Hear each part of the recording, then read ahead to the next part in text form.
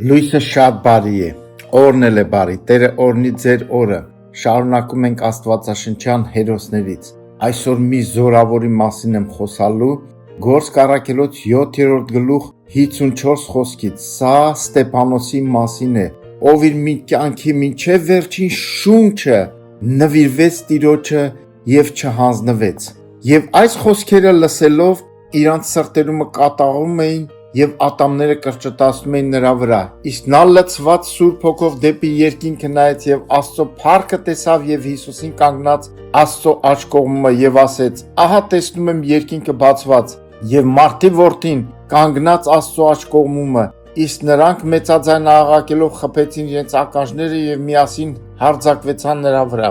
և քաղաքիցը դուրս հանելով նրան քարկոծում էին, և վկաններն իրենց հանդերձները դնում էին մի երիտասարդների ոտների մոտ, որ Սողոս էր կոչվում, Պողոս առաքյալը, և քարկոծում էին Ստեփանոսին, որ կանչում էր և ասում. «Տե՛ր, ընդունիր իմ հոգին», և ծունկ դրավ և բարձր ձայնով աղաղակեց. «Տե՛ր, այդ մեղք մի համարիր դրանց», և այս ասելով ննջեց, և Սողոսը կամակից էր նրան սպանելուն։ Հալելույա, ինչպիսի փառավոր մահ, ինչպիսի փառավոր այցելություն դեպի երկինք, Տերը կանգնած դիմավորում էր նրան, և այս խոսքերը միայն Տերը ասեց խաչի վրայից. «Հայր, ների նրանց, մեղք մի համարիր նրանց», ինչպիսի զորավոր խոսքեր, հեշտ բան չի, երբ որ քեզ սպանողներին ներես, սիրես, սա հեշտ չի, այսօր մեր ոտը մի հատ թեթև տրորում են, մենք ինչեր ասես կարող ենք անել, բայց փառք Աստծո այս հերոսների համար, որոնք օրինակ են, սա նաև օրինակ էր,